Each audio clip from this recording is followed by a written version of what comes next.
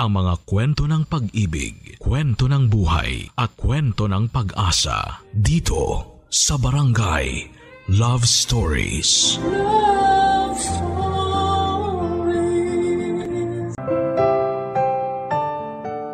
Ang tiwala kapag nasira ay hindi na basta-bastang mabubuo at may babalik sa dating hulma. Ang tiwala kapag nasira, malaki ang tsansang manatili itong sira. Ikaw, may nakasira na ba sa iyong tiwala? Hindi madaling ibalik ang tiwala na nasira. Mas lalong hindi madaling buuin ang mga bagay na nasira dahil sa sobrang pagtitiwala. Lalong-lalo na sa relasyon. Oras na masira ang iyong tiwala sa iyong karelasyon, oras na lang ang makapagsasabi kung kaya pa bang ibalik ang dati. Hindi na bago sa atin ang masira ang relasyon dahil sa panloloko. Mas lalong hindi na bago sa atin ang mawasak ang tiwala dahil maling tao ang iyong pinagkatiwalaan. Sa ating kwento ngayong araw ay ipapakilala ko sa inyo si Candy, ang ating letter sender na minsan ay niloko. Ang ating letter sender na gustong subukan kung kaya pa bang maibalik ang tiwala gamit lang ang natitirang pag-ibig para sa iyong karelasyon. Alamin natin kung kaya pa bang idikit pabalik ang tiwalang nabasag ng minahal mo. Dito namang sa mga kwento ng pag-ibig, buhay at pag-asa sa nangungunang Barangay Love Stories. Dear Papa Dudut, ano ba ang mas madaling ibalik? Pag-ibig na naubos o tiwalang hindi na buo? Ito ang naging paulit-ulit kong tanong sa sarili ko noong nahuli ko ang panloloko sa akin ni Neil. Ako nga pala si Candy, 27 years old. Sa aking kwento, ibabalik ko at gagawing hilawang sugat na minsan ko nang naranasan dahil sa pangangaliwa ng aking karelasyon. Naalala ko pa 10:30 noong nagpunta ako sa isang luma at tagong motel. Nakaramdam ako ng kakaibang kaba habang pinagmamasdan ng bawat taong lumalabas sa motel na yon. Sinubukan kong hanapin ang pamilyar na mukha. Halos 2 oras na akong nakatayo doon, kakahintay sa inaabangan ko. Sumakit ang leeg ko kakalingon sa bawat yapak na marinig ko papalabas sa motel na yon. Kabado ang puso ko sa bawat lalaking nakikita kong nagche-check out. Idinarasal ko na sana ay hindi si Neil yon. Sana hindi ang boyfriend ko ang lalabas doon. Pero hindi dininig ang dasal kong yon. Lumipas lang ang 1 pang oras ay nakita ko siya.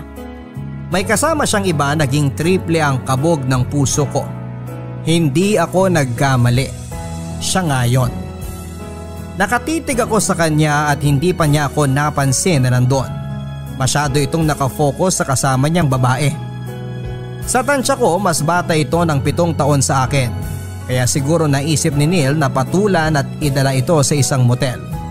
Nasaktan ang pagkababae ko sa nakita kong lambingan nilang dalawa. At nasaktan lalo ang pagkababae ko nang titigan ko sila at nakitang sobrang saya nila. Tinatanong ko ang sarili ko, bakit ganon kalagkit ang tingin ni Neil sa babaeng yon?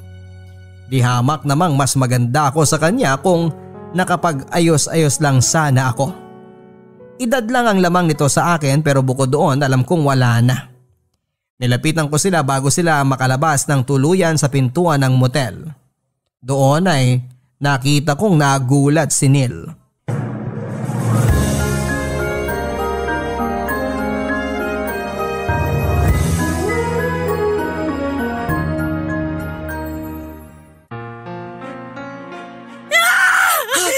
Hayop kayo!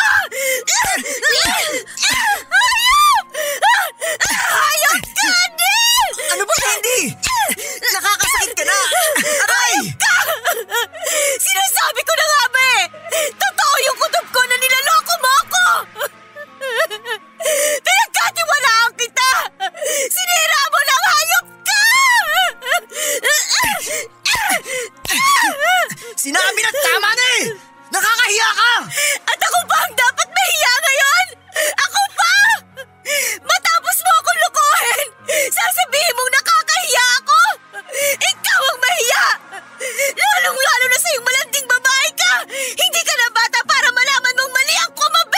Candy, ang bunganga mo! Sobra ka na! Hayop kang babae ka! Mas makati ka pa sa gabi! Sinabi na tumigil ka na eh! Sinaktan mo ko? Sinaktan mo ko, Neil! Sobra ka na eh! Napaka-eskandalosa mo masyado! Dapat nga kabila ang pisngi mo binutas sa sampal ni Neil eh. Kung makapag-eskandalo ka, akala mo ikaw may-ari ng lugar na to? Sige Neil, sampalin mo pa. Siguraduhin mo babakat sa mukha niya ang palad mo ha. Sige! Hayop ka! Ikaw yung kabit! Ikaw pa yung matapang! Ah, talaga? Talaga? Kabit nga ako.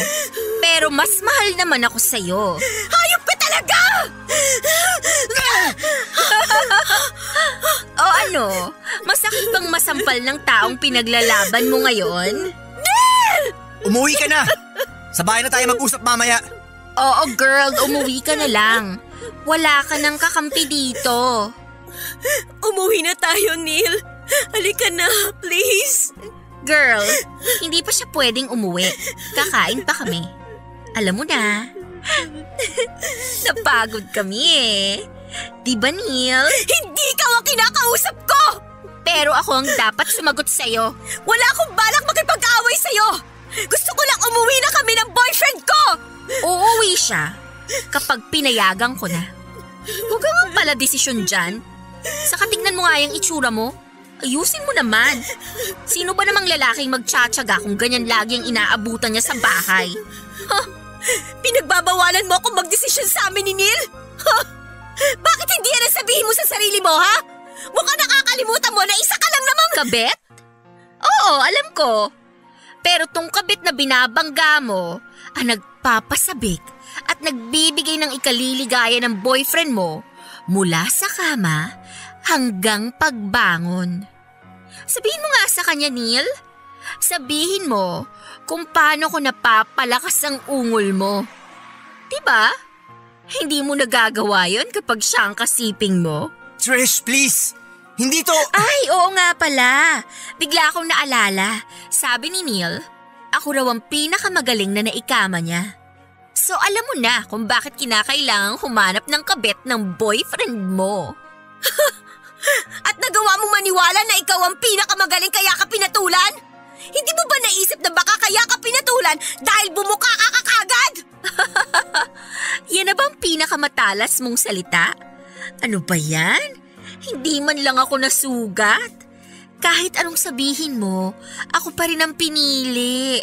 Bumuka ka man ako ng paulit-ulit sa kanya, hindi ako nagsisisi dahil pareho naman kaming naging masaya. Eh ikaw, masaya ka ba na ang boyfriend mo kailangang iba pang ikama? Masaya ka ba na kailangan pa niyang tumikim ng ibang putahe dahil sobrang umay na siya sa sabaw na hinahanda mo? Hindi ko alam kung paano ka nakakakuha ng lakas ng loob para ipaglaban mo ang sarili mo kahit alam mong ikaw ang mali dito. Kung ganito naman kasarap, hahayaan ko nang maging mali ako habang buhay.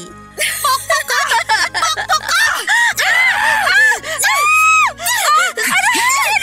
Wala kang kasing… Candy!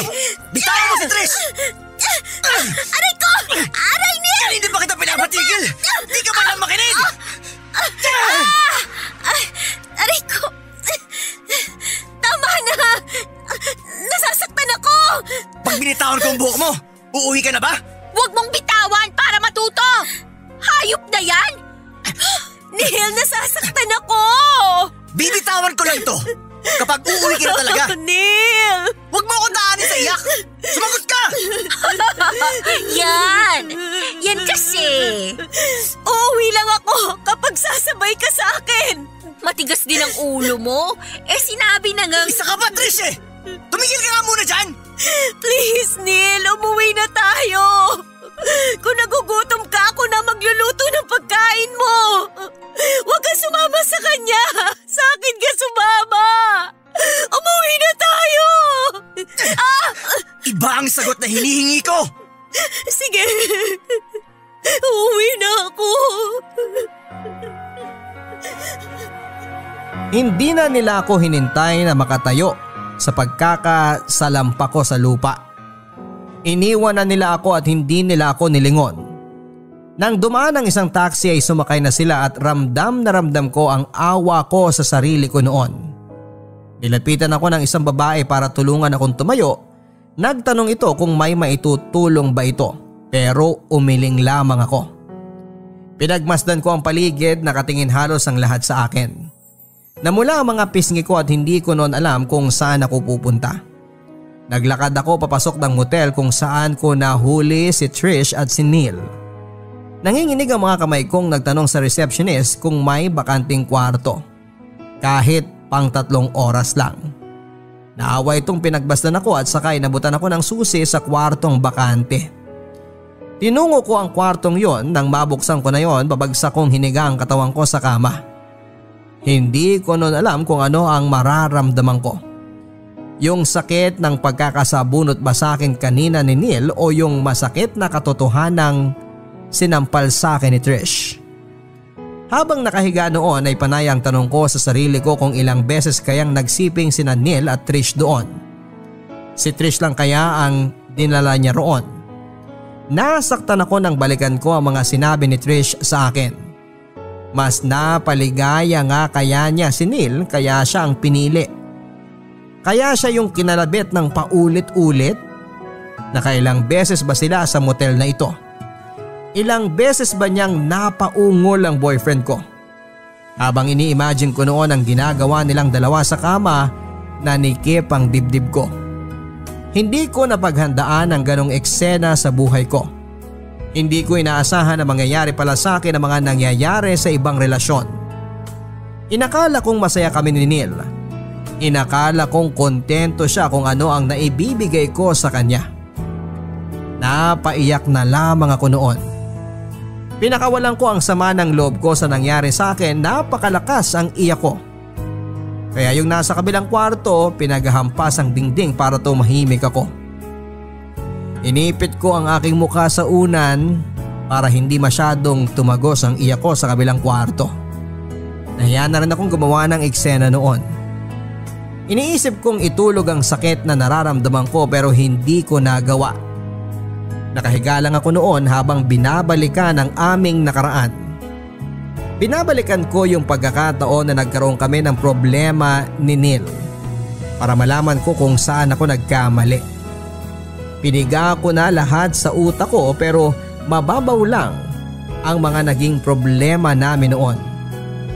Mga problemang hindi pwedeng magresulta ng pangangaliwa.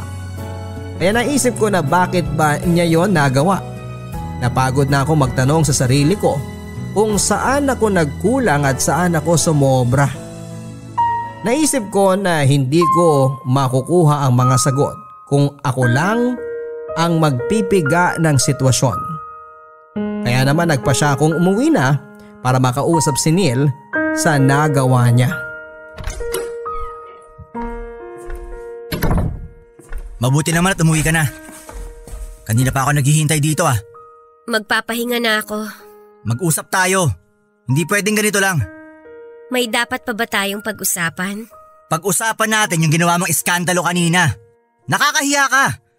Paano kung may mga nakapag-video ng away niyo ni Trish? Pag tumalat yun, sino nakakahiya?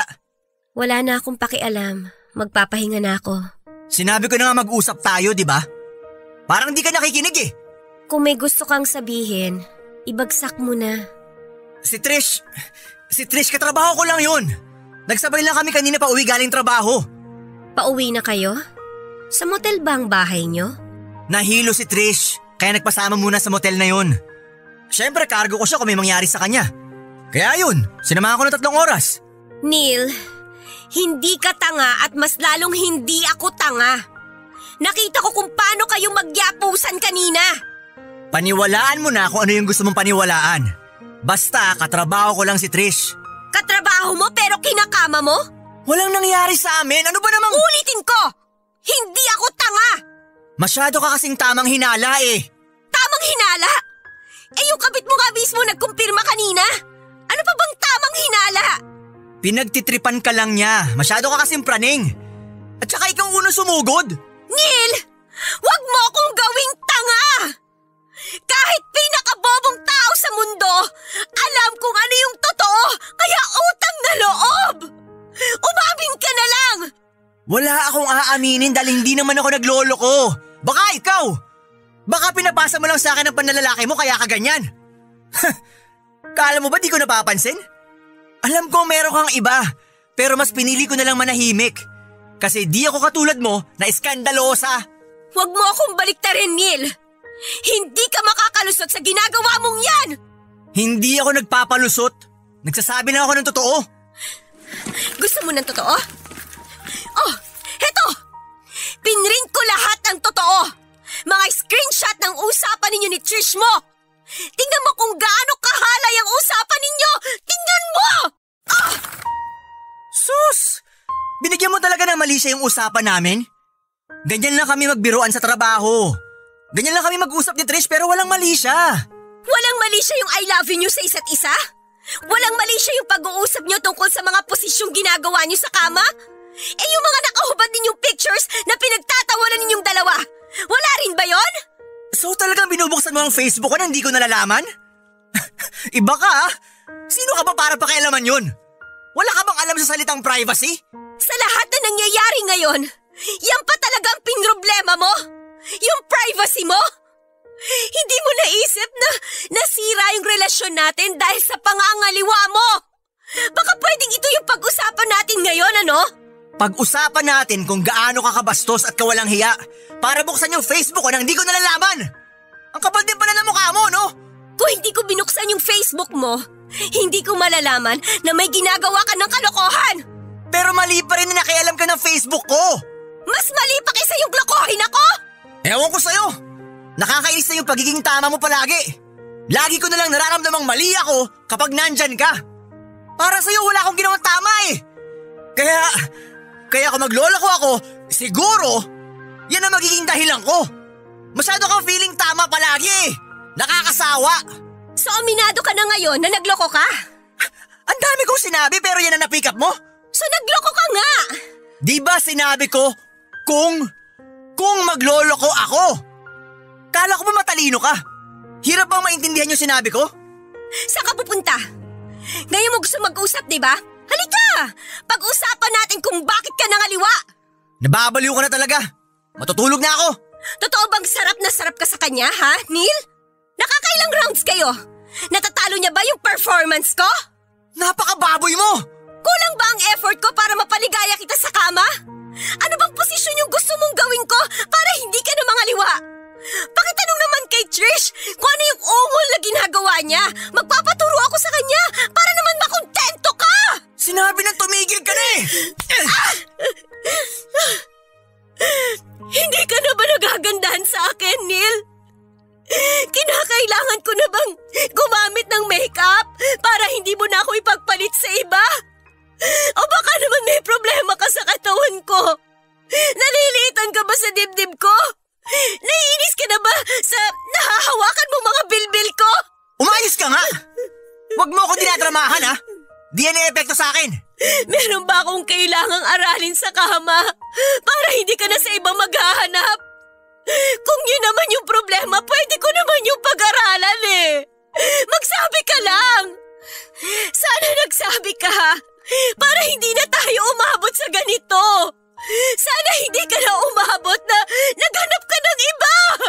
Alam mo, mag-usap na lang tayo bukas pag wala ka ng sapak sa ulo. Kung ano-ano naiisip mo eh. Bahala ka dyan. Hindi na natin kailangan mag-usap bukas. Anong ibig mong sabihin? Ngayon pa lang. Tapos na tayo. Ayoko na. Eh di tapos. Sino tinakot mo? Hindi kita tinatakot. Sinasabi ko lang sa'yo ang totoo. Umalis ka na dito ngayon. Umalis ka na! Ganyan! Ganyan ang ugali mo. Malakas masyado ang loob mo. Tapos ano? Kapag namimiss mo ko, tatawagan mo ako. Pababalikin mo ako. Ugali mo yan eh. Ito na yung huli. Huwag ka mag-alala. Ito na talaga yung huli dahil hindi ko na kaya. Fine! Aalis talaga ako kahit di mo sabihin. Salamat na lang sa lahat. Okay, lumabas ka na. Ako na mag-aayos ng mga gamit mo.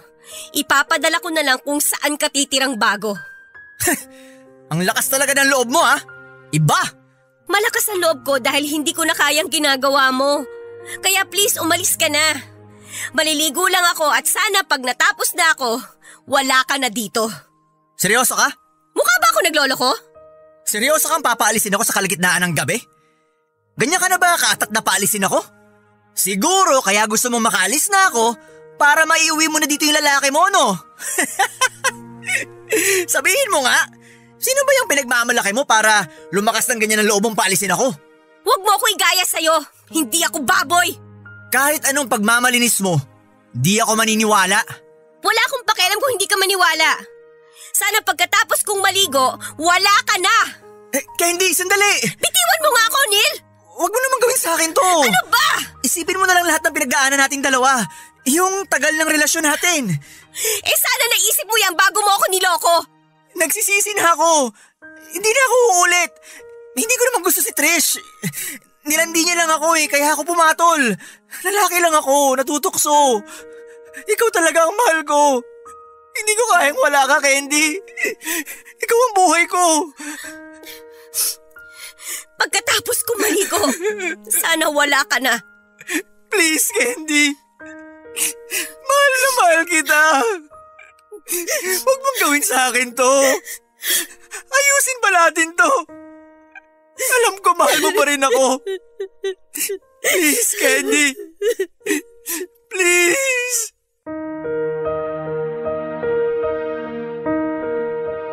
Hindi naging madali sa akin ang hiwalayan si Neil. 5 taon din ang pinagsamahan naming dalawa. Pero hindi rin madaling tanggapin noon sa akin na niloko niya ako.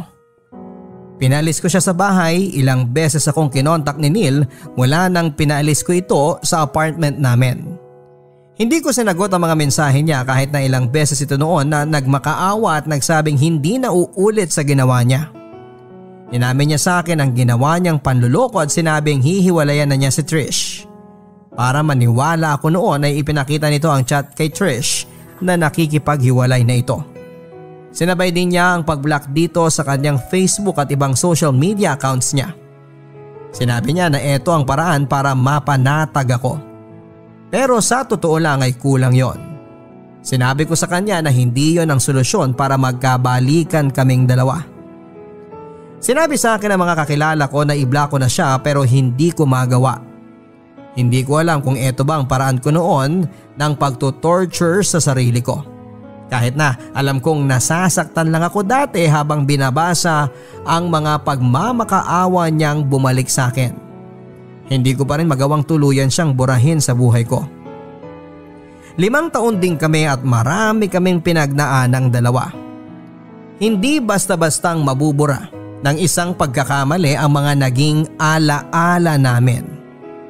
Barangay Love Stories. Barangay Love Stories. Ang mga Kapuso shows mapapanood at mapapakinggan din abroad via GMA Pinoy TV, GMA Live TV at GMA News TV channels. Para mag-subscribe, visit www.gmapinoytv.com.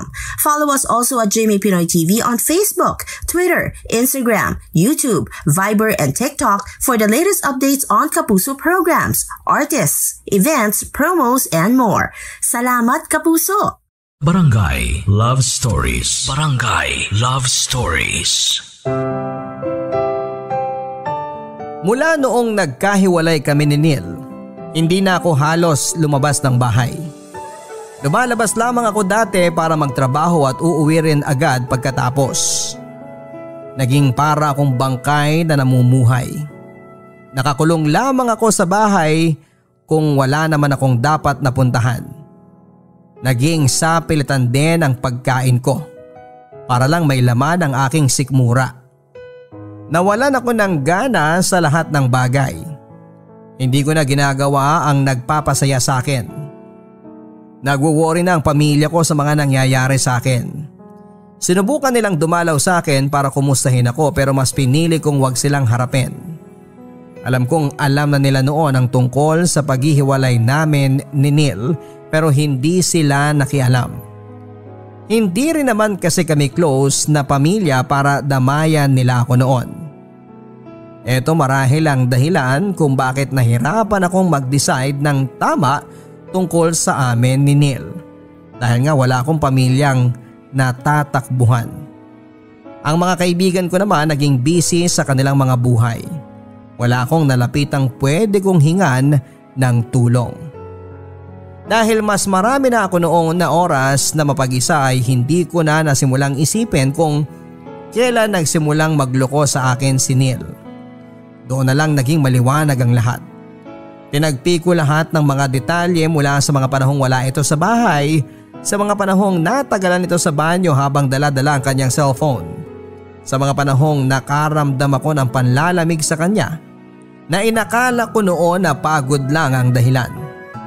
Inalala ko kung paano ito nagro-wrong sense sa akin, na binaliwala ko lang at hindi ko pinag-isipan ng masama. Inalala ko rin kung paano siya nagbago ng turing sa akin, kung paanong naging hindi madalas ang pagniniig namin at pagsasabi niya na mahal niya ako.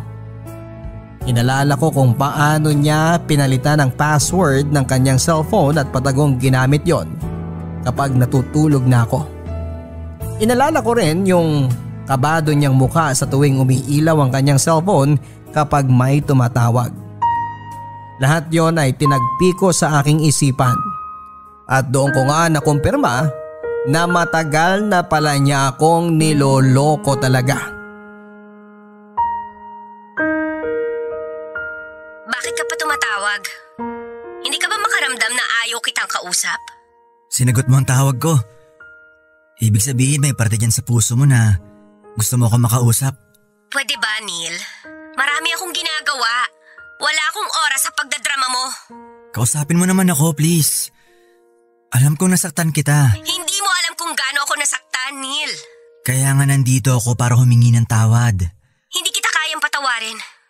Bigyan mo ako ng second chance para maitama ko mali ko. Nagbago na ako, maniwala ka. Hiwalay na kami ni Trish. Sa tingin mo ganun lang kadali yun? Isang sorry mo lang? Isang hingi mo lang ng chance? Maibabalik na natin ang nawala at nasira? Pagtatrabahuhan ko lahat. Maibalik lang ang dating tayo. Maibalik lang ang tiwala mo sa akin. Hindi na maibabalik ang tiwala ko sa'yo. Pero alam ko sa puso mo na mahal mo pa ako. Ang kapal din naman ang mukha mo para ipamukha sa akin na may pagmamahal pa ako sa'yo. Na may pagmamahal pa ako sa katulad mong manloloko. Oo, nagkamali ako. Sobrang laki ng pagkakamali ko pero maniwala ka. Nagbago na ako. Hindi mo alam kung gaano ko pinagsisihan yung ginawa ko sa'yo. Hindi ako makatulog. At ako? Sa tingin mo nakakatulog pa ako?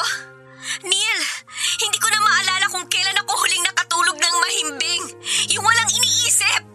Kasi mula nung niloko mo ko, bawat pagpikit ko, naaalala ko yung mga ginawa mo. I'm sorry, Candy. Sorry lang ba yung makakabura ng mga pangmamaliit at pagpapamukha sa akin ni Trish na mas okay siya kaysa sa akin? Hindi ko kontrolado ang bunganga niya, Candy. Pero sana kinontrol mo ang sarili mong mga liwa. Siyempre talo na naman ako dito. Ako naman tong laging masama eh. Ako na lang tong laging mali. Yung laging ginagawa mo. At ngayon iniikot mo sa akin ang problema? Hindi naman sa ganun. Pero kasi sumusobra ka na eh. Masyado mong dinidiin sa akin yung pagkakamali ko. Anong gusto mong gawin ko? Hayaan na lang yun? Neil, sinaktan mo ako. Niloko mo ako. Sinira mo ako. Alam mo ba kung gaano kababa yung tingin ko ngayon sa sarili ko? Iniisip ko kaya ka nagloko kasi maraming kulang sa akin. Kaya ka nagloko kasi may mga hindi ako nagagawa para sa'yo. Walang kulang sa'yo. Sapat ka na sa akin.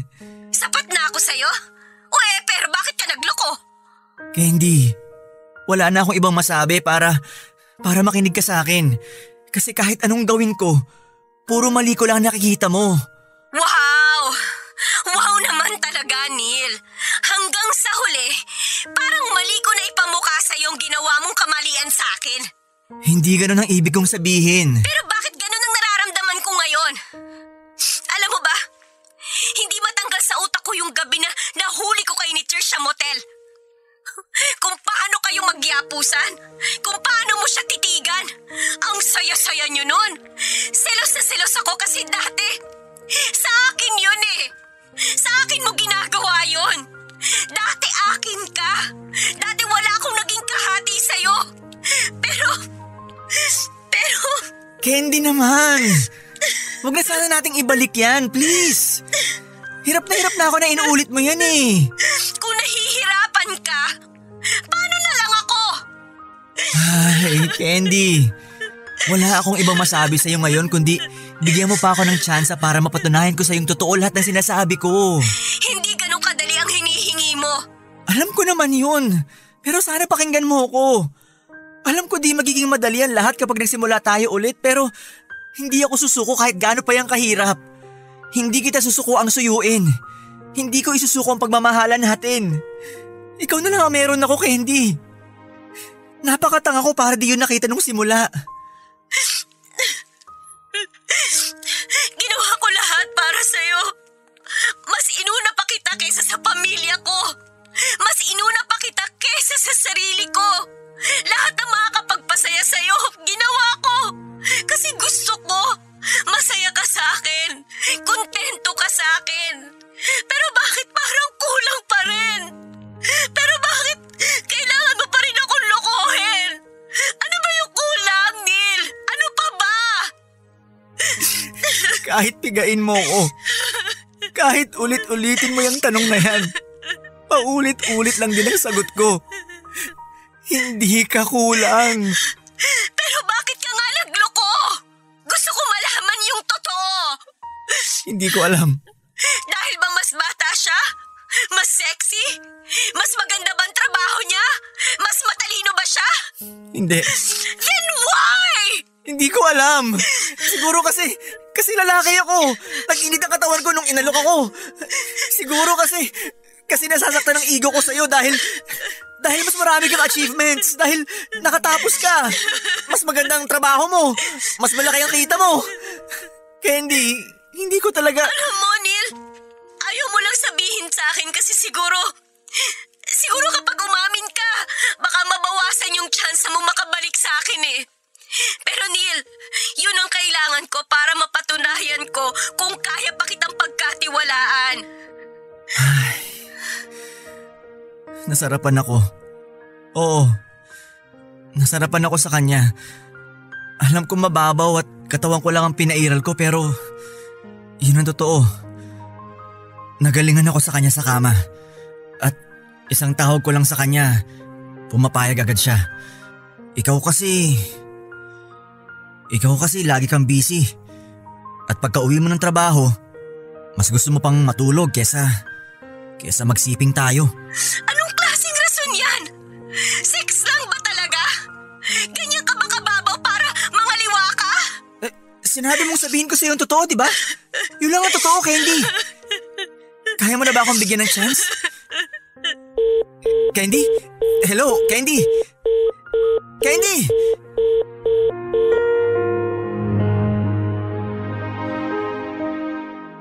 Hindi ko sinagot ang tanong niya kung may chance pa siya.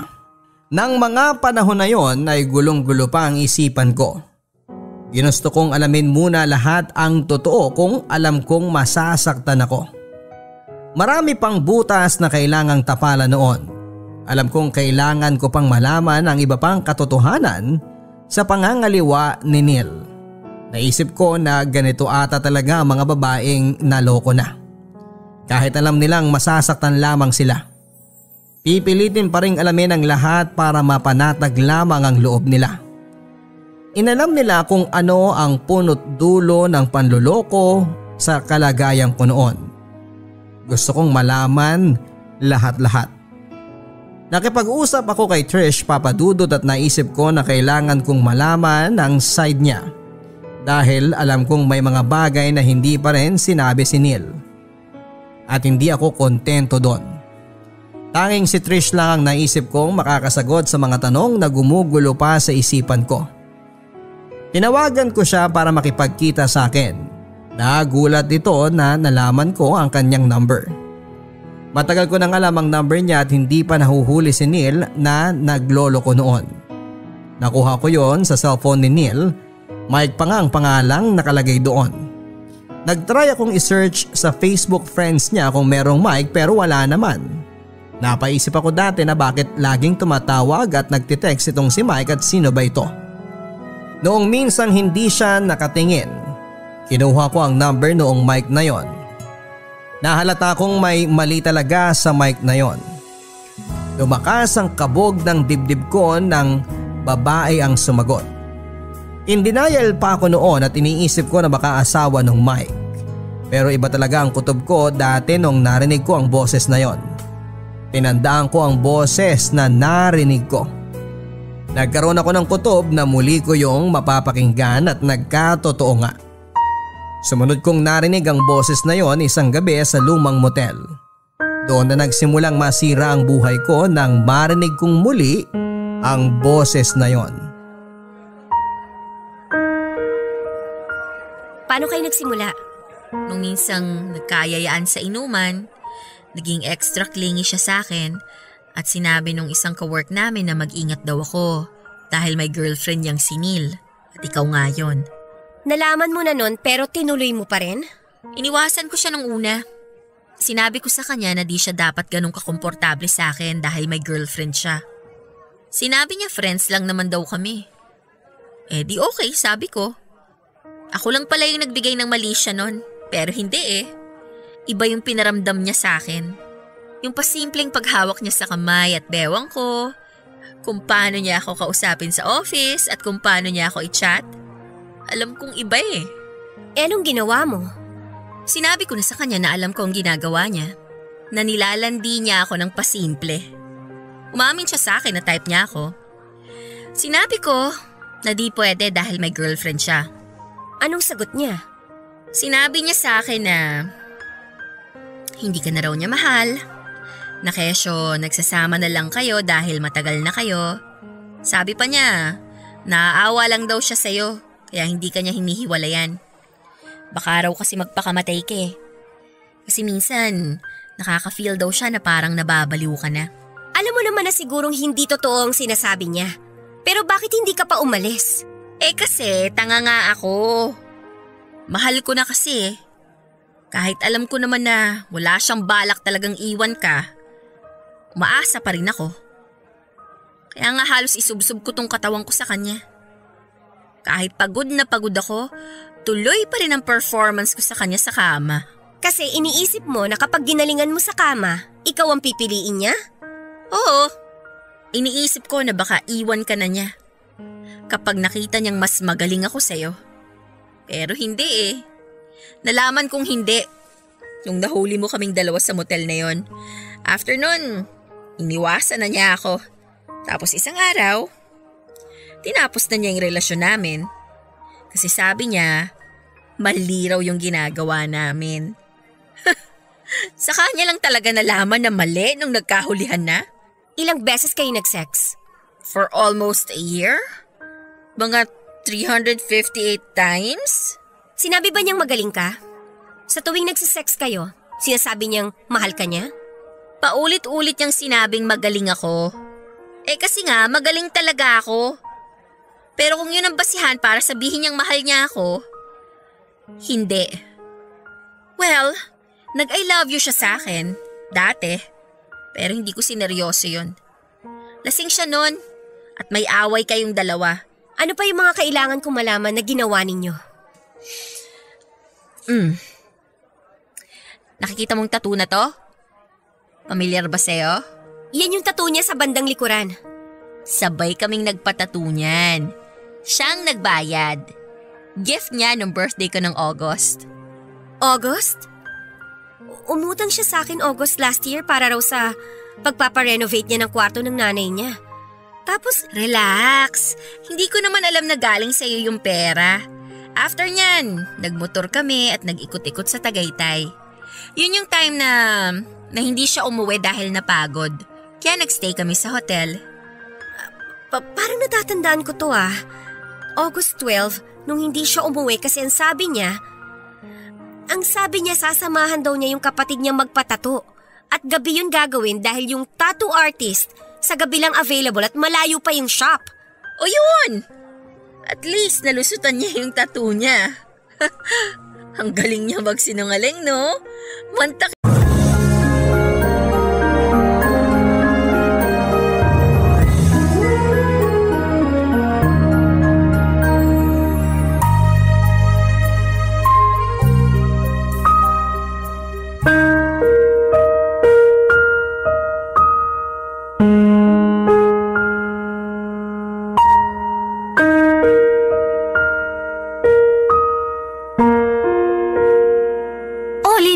naman. Bakit hindi mo nilalabas yung mga umog mong damit? Namamaho na dun sa ilalim ng higaan nyo, oh. Kung hindi pa ako nagwalis-walis dun sa kwarto nyo hindi ko pa makikita yung nanggigitataan yung higaan. Ayan na naman kayo, Nay. Dami nyo na naman kuda. Wala na naman kayong preno. Paano di kukuda? Para ka pa rin bata umasta. Paano ba ako naging parang batang umasta 28 anyos na ako? Yun nga 28 ka na. Pero daig mo pa yung mga anak mo kung kumilos. Huwag nyo nga ako ikumpara sa mga anak ko. Wala pang muwang sa mundo yung mga yon. Baka nakakalimutan yung 2 taon at 3 taon gulang pa lang sila. Hindi ko naman yung nakakalimutan. At hindi kita kinukumpara sa kanila. Hindi raw, pero kasasabi nyo lang na daig ko pa sila kumilos. Sige nga, kung di nyo ako kinukumpara sa kanila, anong ibig sabihin nung sinabi nyo yun? Kasi napakaburara mo. Naturingan ka pa namang mas may isip sa mga anak mo. Pero parang hindi ka naman kumikilos ng naaayon sa edad mo. Katulad na lang yung paglalabas ng mga namamaho niyong damit. Para sana naisabay ko na sa paglalaba ko. Tinatamad akong ayusin kaya sinipa ko na lang papunta sa ilalim ng higaan namin. Saka yung kinakasama ko naman naglilinis dyan. Kaso may pasok siya sa trabaho ngayong araw. Kaya nga ako na naglinis ng kwarto nyo. At yun, nakita ko yung mga umog niyong damit. Nananahimik yung mga maruruming damit namin dun tapos pinakikailaman nyo. Kasalanan nyo rin naman pala kung bakit kayo nangungunsimi ngayon. Sa'yo ko mas nangungunsimi kaysa sa mga damit nyong yun Ay, ewan ko ba naman sa yung lalaki ka? Bakit maghapon magdamag ka lang nakatunganga at nakatutok dyan sa cellphone mo? Ni hindi mo maasikasong pakainin at paliguan yung mga anak mo. Bestek boy naman to Wala na ba kayong gagawin kundi sermonan ako? Nakakaya sa mga kapitbahay natin na nakakarinig sa talak nyo. Ikaw pa talaga may ganang manigaw dyan? Paano di ako sisigaw nakakaturete ng bunganga nyo? Tsaka sino ba may sabi sa inyo na pakialaman nyo yung mga maruming damit namin sa kwarto? Tapos pasok pa kayo ng pasok sa kwarto namin, sabay reklamo ng marumi, makalat at mabaho yung tinutulugan namin. Totoo naman na marumi, makalat at mabaho yung kwarto nyong yon. Napakaliit na nga lang pero hindi nyo pa malinisan. Mabuti pa sirain na lang natin yung kwarto nyong yan Total kurtina lang naman ang harang nyo. At bakit nyo naman gagawin yun? Para luminis at lumuwag-luwag naman tong pamamahay natin. Yun na nga lang yung meron kami ng kinakasama ko tapos gusto nyo pang alisin. O bakit? Ako naman nagbabayad ng inuupahan nating to, di ba? Kaya may karapatan akong gawin kung anong gusto kong gawin sa bahay na to. Kung makapagsalita kayo, akala nyo hindi kami nag-aambag dito sagot na nga namin ang kinakasama ko yung pagkain natin. Sagot nyo nga. Pero kung kailan nyo lang maalala makapagbigay. Tapos pag wala na tayong maisaing dyan nagwawala ka. Ikaw pa talaga may ganang magalit sa amin ang kinakasama mo. Hindi ka naman nagtatrabaho. Mahirap din kayo maging taong bahay at mag-alaga ng mga anak. Taong bahay ka lang pero lagi mo namang pinababayaan ang mga anak mo. Ako nag-aasikaso sa kanila bago ako pumasok sa trabaho. Ako'y nagluluto na makakain nyo. Nauuna pa nga akong gumising sa iyong damukol ka. At kahit pag-uwi ko rito wala kang ibang bukang bibig kundi nanay. Tanda-tanda mo na pero wala ka pa rin muwang sa mundo. Papadudot taga-Samar talaga ang pamilya ni Ate Selma. Bale, lumuwas lamang siya noon dito para magtrabaho at makitira sa kamag-anak nilang taga-Cainta, Rizal. Kaya lang taon 2018 daw ay sumunod sa kanyang anak niyang si Oli. Hiyang-hiya sila noon sa kamag-anak nila kasi ang sabi ay magbabakasyon lamang si Oli pero hindi na bumalik pa sa probinsya nila. Yun pala ay may pinagtataguan nitong nakaaway niya doon kaya ayaw na nitong umuwi pa sa Samar. Kaya para may magawa naman ang anak niya ay pinaghanap niya ito ng trabaho kaso'y bigla naman daw itong nakabuntis at nagkaanak. Kinuwento ni Ate Selma na bunsong anak niya si Oli. Meron pa raw itong kuya na naiwan sa Samar na may sarili na ring pamilya. 28 years old na noon si Oli pero astang teenager pa rin siya.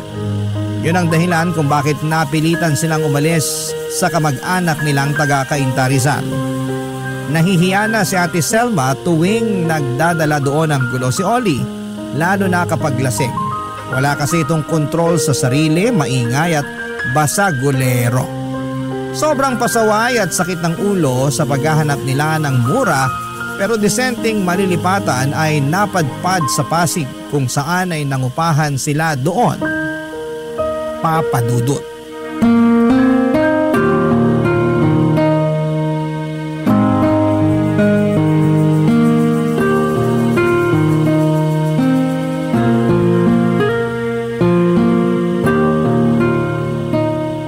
pala anak.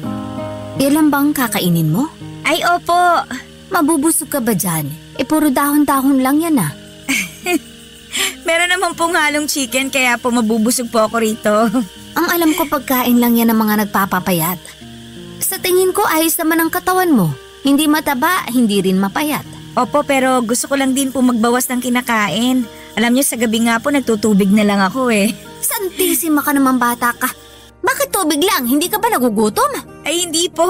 Pero nung una po medyo nagugutom po talaga ako. Hindi naman ako tutol kung gusto mo magbawas ng kinakain. Pero wag mo pa rin pabayaan ang sarili mo. Damihan mo pa rin yung pagkain mo lalo sa tanghali. Para hindi ka ginugutom sa gabi. Kasi sabi mo hindi ka na kumakain noon, tubig na lang. Sa kaunti niyang pagkain mo kung ako ikaw. Baka hapon pa lang kumakalam na tong tiyan ko. Hindi ko kakayanin yan. Nasasanay na naman po ako eh.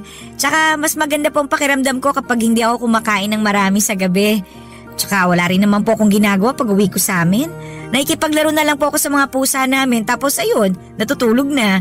Pero sige po, tatandaan ko po yung sinabi nyo. Yaan nyo bukas, dadagdagan ko tong lunch ko. Ayoko lang magkasakit ka at mga yayat ng todo. Naku, hindi po mangyayari yun. Sige, naniniwala ako. Mga iba po pala tayo. Kumusta na po pala yung anak niyong si Oli? May nahanap na po ba siyang trabaho? Tako, wala pa nga eh. 2 buwan na siya nakatambay lang sa inuupahan namin at nagpapalaki ng ano niya. Awang-awa na nga ako sa mga apo ko. Ang dudungis pagdating ko galing trabaho. Nauuna pa po ba kayong umuwi sa kinakasama niya? Oo, madalas kasi overtime sila doon sa pabrikang pinagtatrabahuhan niya. Grabe rin kasi ang trabaho nila doon. Minsan nga madaling araw na umuwi kapag may mga kailangan tapusing i-deliver kinabukasan eh. Kaya nga awang-awa rin ako sa kinakasama ng anak ko. Tapos hindi pa siya makapagpahinga pag uwi sa bahay. Gawa na, alagain pa yung mga anak nila at aasikasuhin pa niya si Oli. Hindi na po talaga nag-mature yung anak niyong yun, ano? Ay oo. Siya na nga yung walang trabaho, siya pa yung malakas kumain at gumamit ng kuryente sa bahay. Kami ng kinakasama niya nagkakandakuba na sa paghahanap buhay tapos siya, ay ewan. Ano nga po ba ulit yung dahilan kung bakit siya natanggal dun sa dati niyang trabaho? Katamaran at nahuling natutulog ng amo di sa oras ng trabaho. Tapos laging absent. Dahilan may sakit daw pero nagsasakit-sakitan lang naman para hindi makapasok. Hindi niyo po ba siya kinausap noon o kaya tinanong baka naman po meron siyang hindi nakasundo sa pinagtatrabahuhan niya? Kinausap ko syempre pero wala eh. Tamad lang talaga. At nagsabi na ayaw na raw niyang pumasok kasi nakakapagod daw yung trabaho nila. Naiintindihan ko naman na nakakapagod dahil pahinante siya. Pero wala naman trabaho ang madali. Kahit gayang ginagawa niyo sa opisina nakakapagod din, di ba? Ay opo, kaibahan lang mas pagod yung mga utak namin imbis na yung katawan. Yun nga, pero parehong nakakapagod pa rin yun. Mukhang gusto lang po yata ng anak niyo na sumweldo nang hindi nagtatrabaho. Ganun na nga. O diba? Parang sintu-sinto lang. Sobra naman po yun. Sa totoo lang para talaga siyang sintu-sinto. Ay, ang malas-malas ko naman sa mga anak ko. Yung panganay ko kapag may kailangan sa akin din ang hihingi. Siyempre hindi ko naman mahindian dahil naaawa rin ako sa mga apo ko. Pero kapag meron sila hindi naman nila ako maalala. Tapos ng bunso kong si Oli, noknoka ng sakit sa ulo. Mabuti sana kumusmus na bata, baka maintindihan ko. Pero 28 anyos na, daig pa yung mga anak niya kung kumilos. Ay, alam mo kung tutuusin, mas nakakapagpahinga pa ako rito sa trabaho ko kaysa kapag nasa bahay ako. Papadudot awang-awa ako kay Ate Selma sa tuwing napapagkwento siya ng mga pangungonsumi niya kay Oli. Kahit na wala pa akong anak ay alam ko na masakit sa kanya bilang isang ina na bastusin ang sarili niyang anak. Hindi ko rin mapigilang magalit sa anak niyang yon dahil sa pagiging bastos, palasagot at pabuhat. Mabuti sana kung lumpo siya o baldado na hindi na makakapagtrabaho.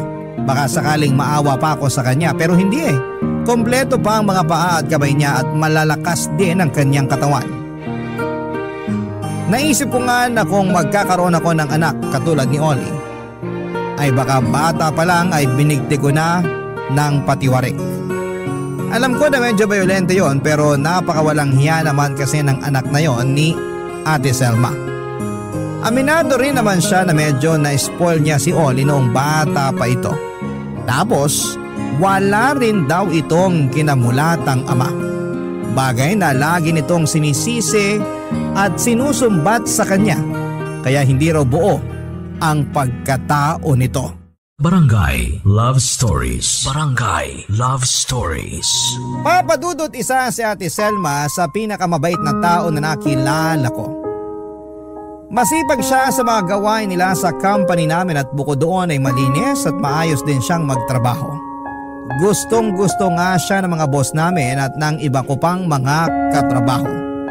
Nagustuhan ko rin siya kagad kaya hindi na nakapagtataka na naging malapit kami sa isa't isa. Siya na rin kasi ang nagsilbing nanay at tagapayo ko tungkol sa mga bagay-bagay sa buhay ko na hindi ko naman may babahagi sa tunay kong nanay dahil matagal na niya akong iniwanan. Buhay pa naman siya pero sumama lamang siya sa ibang lalaki, Papa Dudut. Kaya nga bukod sa pakikinig ng Barangay Love Stories ay naging avid listener na rin ako ng buhay ni Ate Selma. At palaging ang bida sa mga kwento niya ang anak niyang si Oli na sala sa init, sala sa lamig ang ugali. Siyempre bilang nanay ay madalas niya itong pagsabihan ng mga bagay na dapat at hindi niya dapat na gawin. Kaya lang ay mabilis raw itong mairita lalo na kapag nagbubunganga na siya. Isang araw ay may nagawa raw sa kanya si Oli na hindi niya lubos sa kalain na magagawa nito sa kanya, Papa Dudut.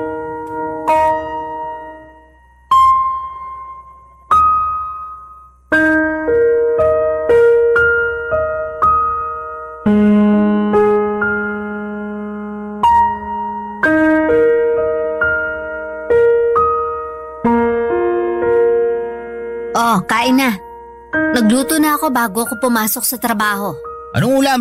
Tuyo tsaka noodles. Tapos may itlog dyan para sa mga bata. Tuyo na naman sa noodles? Ayos ah. Sakit sa batong aabutin natin dyan sa ulam natin na yan, Nay. Ang bihira oh. Hindi mo kailangang sumigaw. Tsaka bakit ka nagre-reklamo? Eh di kung may pera dyan, bumili ka ng fried chicken. Kung meron man, sana kanina pa ako bumili. Kaso wala nga ako ni 5 butas dito. Kaya wag kang magreklamo.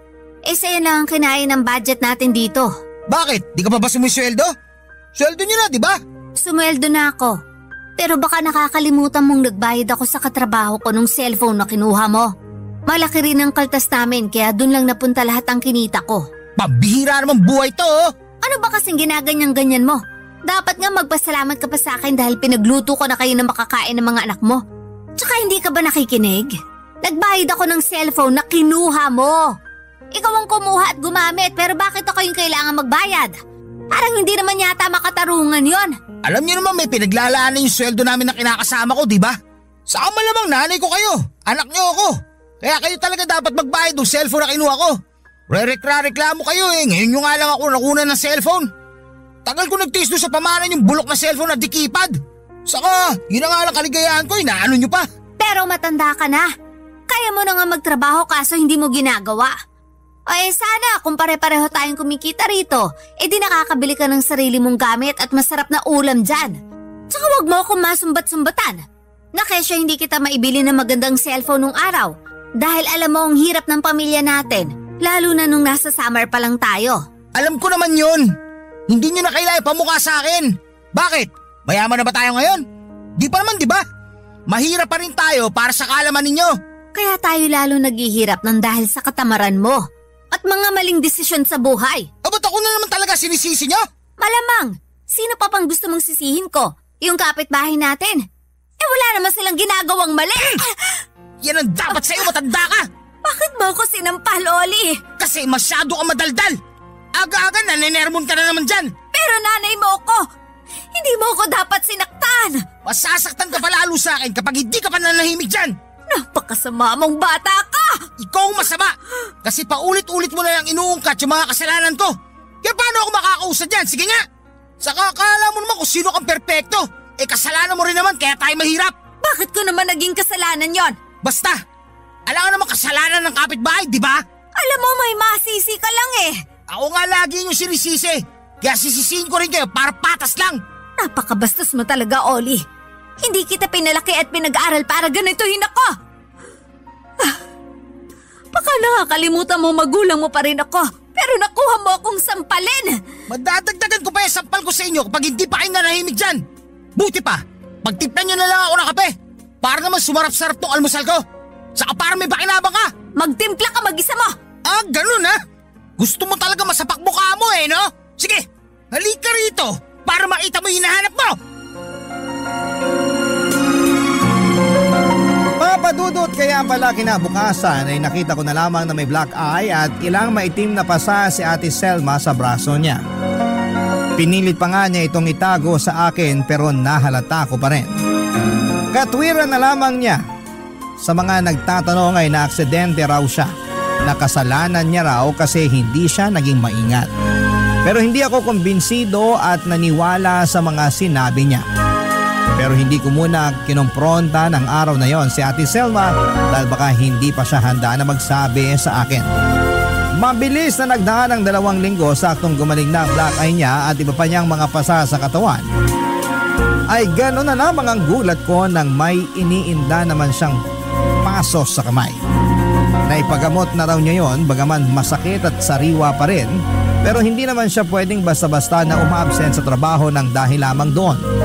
Malaki rin kasi ang mawawala sa kanila ng mga no work no pay, papadudot.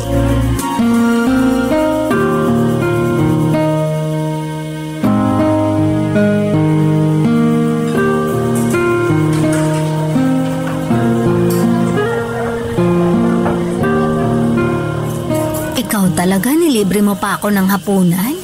Baka naman nakabawas pa ako sa budget mo, ha? Ay, hindi naman po. Sweldo rin naman, tsaka gusto ko po talaga kayong ilibre. Sabi nyo, sweldo rin naman ngayon nung kinakasama ng anak nyo.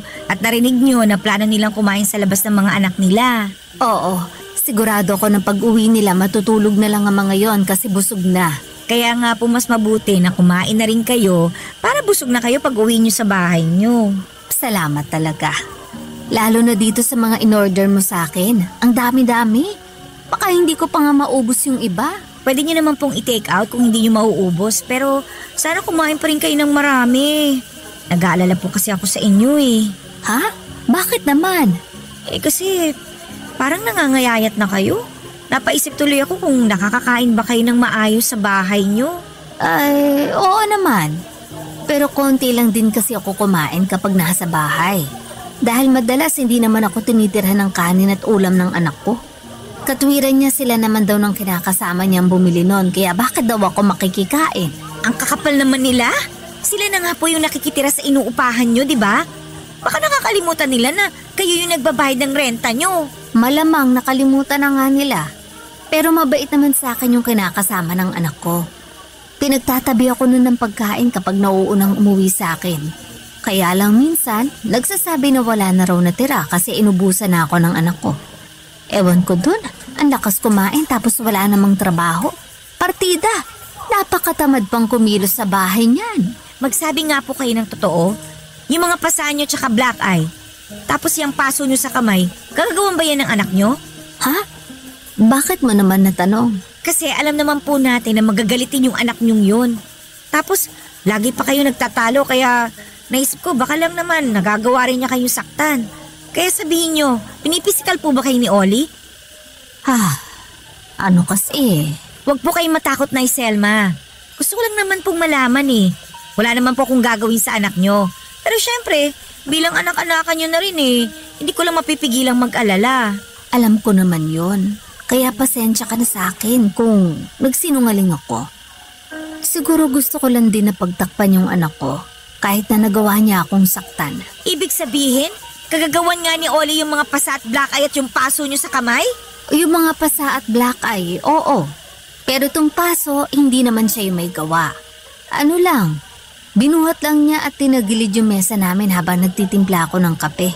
Kasi nagalit siya sa akin dahil hindi ko siya nabigyan ng pera pang yosi. Kasalanan niya pa rin kung bakit kayo may paso sa kamay. Hindi naman niya yung sinasadya. Anong hindi sinasadya? Alam niya nagtitimpla kayo ng kape tapos aanuhin niya yung mesa? Malamang matatapunan kamay niyo ng mainit na tubig. Grabe sobrang sama naman ng anak niyong yan. Nakakagigil na Selma tinulungan din naman niya akong gamutin yung kamay ko. Tsaka alam ko gagaling din tong paso ko. Hindi po ba kayo galit sa kanya? Kasi siya pa talaga yung may gana magwala porque hindi nyo lang nabigyan ng pangyosi? Hindi. Kung may pera lang naman ako, bibigyan ko siya. Para hindi na umabot sa ganon. Ay, ibang klase po talaga kayo. Kung sa akin ginawa yan, kahit na anak ko pa yan, ako, palalayasin ko siya sa pamamahay ko. Madaling sabihin, mahirap gawin. Nasasabi mo lang yan kasi hindi mo pa nararanasan maging isang nanay na katulad ko. Tsaka kahit naman ganun si Oli, anak ko pa rin naman yun. Sa akin pa rin siya nanggaling ng kuya niya kaya mahal na mahal ko sila.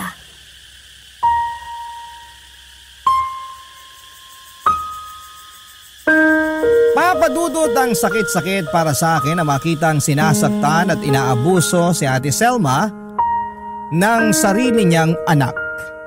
Hindi kasi ganon ang tamang trato sa mga magulang. At ewan ko ba naman kung saan nakuha ni Oli ang kakapalan ng pagmumukha niya at lakas ng loob para pagbuhatan ng kamay ang nanay niyang nagtataguyod sa kanila ng pamilya niya. At walang hinangad kundi ang mapabuti sila. Sa kabilang banda ay napaisip din ako sa mga punto ng sinabi ni Ate Selma tungkol sa pagmamahal niya sa kanyang mga anak.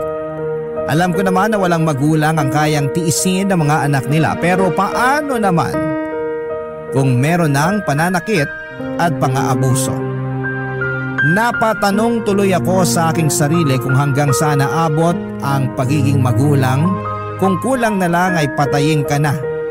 Hindi lang sa sama ng loob kundi sa pamimisikal na ginagawa ng sarili mong anak, Papa Dudut. Barangay Love Stories. Barangay Love Stories. Papa Dudut, laging sinasabi sa akin ni Aling Selma na mas maiintindihan ko raw ang pakiramdam niya bilang isang ina kapag nagkaroon na ako ng anak. At some point, sang-ayon naman ako doon dahil naniniwala ako na hindi natin lubusang maunawaan ang pinagdaraanan ng isang tao hanggat hindi tayo ang nakakaranas ng mga karanasan niya. Pero kung mabugbog lang naman ako ng anak na iluluwal ko, na palalakihin at aalagaan ay mabuti pang wag na lamang akong magkanak. Kontra rin ako sa paulit-ulit na pagpapatawad ni Aling Selma kay Oli, lalo na hindi naman ito kinikitaan ng pagbabago. Tingin ko ay lumalala pa nga ang pagiging masama ng ugali nito habang tumatagal. Isang araw ay hindi nakapasok sa opisina si Ate Selma tapos ay naulit pa yon kinabukasan kaya naman nag-worry na ako sa kanya. Ang sabi lang ng mga kasamahan niya ay meron daw siyang sakit.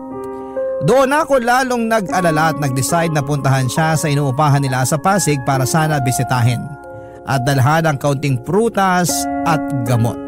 Sakto half day lang kami noon kaya marami pa akong oras para hanapin at ipagtanong-tanong yung tinitirhan nila sa barangay na minsang nabanggit niya sa akin noon.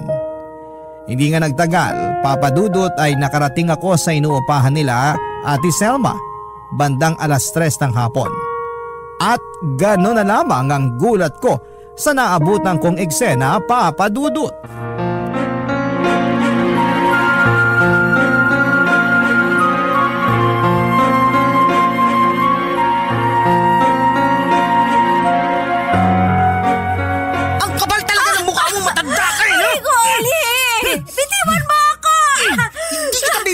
Hanggat hindi mo sinusoli sa aking cellphone na binigay mo!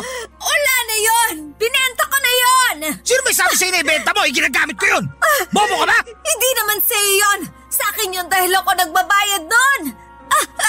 Tsaka kailangan ko ng pera! Kasi magbabayad na tayo nitong inuupahan natin! Wala akong pakialam! Sana nanguta ka sa iba o di kaya binenta mo yung kidney mo para magkapera ka! Dapat talaga siya tinatanggalan ng buhok sa alit eh! Sinira mo araw ko, lintik ka! Bitiwan mo ako, anak. Parang aawa mo na. Hindi ka nga naawa sa akin eh! Alam mo naman na yun lang ang libangan ko! Ibibili na lang kita ng bagong cellphone pag nakaluwag-luwag ako. Sana naman maintindihan mo, lalo ngayong may sakit na ako. Kaya hindi rin ako nakakapasok sa trabaho. Wala akong pakialam! Basta ibalik ko sa akin yung cellphone ko! Jira! Hoy, Oli! Bitiwan mo yung nanay mo! Sino tong hayop na to? Hoy, pakialamera! Ba't mo lang pangalan ko, ha? Bitiwan mo ako! Obvious naman na ikaw yung anak na laging kinukwento sa akin ng nanay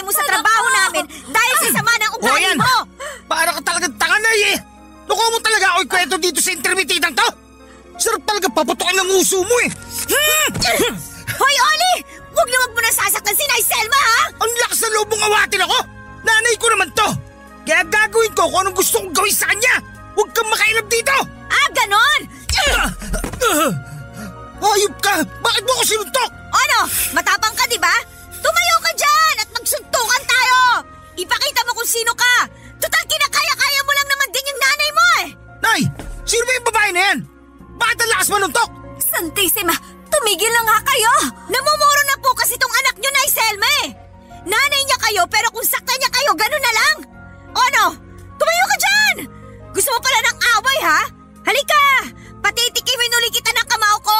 Tapos tatadyakan ko pa yung mukha mo para magtanda ka at matuto ka rumispeto sa nanay mo! Iyoko na! Sakit mo manuntok! Madudurog pa ako sa'yo! Aba di mabuti alam mo?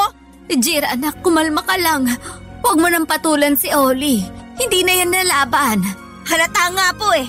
Pag-sorry ka kay Jira ngayon din, Oli. Bakit ako ba kailangan mag-sorry sa babaeng yan? Eh siya kayo nanuntok! Tinatanong mo pa talaga? Nakakahiya ka kasi naabutan kanyang sinasabunutan ako. Gawain ba yun ng matinong anak, ha? Ala sige, mag-sorry ka. Kung hindi ka ba naman talaga si Raulo. Buisit naman, ha? Bakit kasi kailangan ko ba mag-sorry? Gawin mo na lang. Hala, Nay Selma, parang malala na po yung ubo nyo ah. Ayos na po ba kayo? Ayos lang ako, huwag ka mag-alala sa akin. Pasensya ka na kung naabutan mo pa kaming ganito kagulo sa bahay, ha? Sa totoo lang hiyang-hiya na ako sa iyo. Ang gulo-gulo ng pamilya namin. Papadudot, alam ko na delikado ang ginawa ko noong pumagit na ako at umawat sa matinding away ng mag-ina. Pero hindi ko na naisip ang kaligtasan ko dahil nanaig sa akin ang silakbo ng damdamin at matinding galit nang makita kong aktwal na sinasaktan ni Oli ang nanay niya. Galit na galit ako noon na parang gusto ko siyang balatan ng buhay. Nakita ko naman ang reaksyon ng mukha ni Oli na nagulat sa mga nangyari. Naguluhan at natakot siya dahil sa akin. Kung hindi ninyo na itatanong ay black belter ako sa taekwondo noong high school at nag-aral ako ng self-defense noong kolehiyo. Kaya kahit papaano ay may kaalaman naman akong depensahan ng sarili ko. Bonus na rin na nasuntok ko si Oli para makaganti man lang kahit papaano sa mga ginawa niya sa nanay niya. Plano ko pa nga sanang ipabarangay ang ulupong na yon, kundi lang kami inawat ni Ate Selma. Doon ko nalaman na sobrang lala na pala ng lagnat niya. Kaya nag-focus na lamang kami ni Oli sa pagdadala sa nanay niya sa pinakamalapit na ospital. Na-confine ng 2 araw at 1 gabi sa ospital si Ate Selma. Pero mabilis din naman siyang gumaling kaya nakalabas na rin siya. Ako ang nagbayad ng bills at bumili ng mga gamot niya. Hiyang-hiya nga siya sa akin pero sabi ko ay wala yon. Masaya ako na tulungan siya at ang laki rin ang pasasalamat niya sa akin dahil 2 araw na raw talaga siyang tinitiis ang lagnat niya. Hindi siya makabili ng gamot at makapagpadoktor man lang dahil mas inuuna niya ang pagkain at iba pang mga gastusin ng kanilang pamilya, Papa Dudut.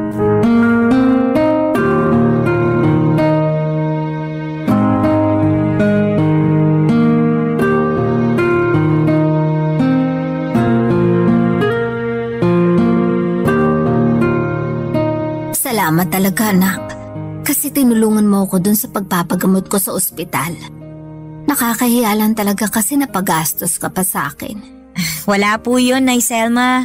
Tsaka kaya nga po ako pumunta nun sa inyo kasi alalang-alala na po ako sa inyo dahil 2 araw na kayong hindi nakakapasok sa trabaho.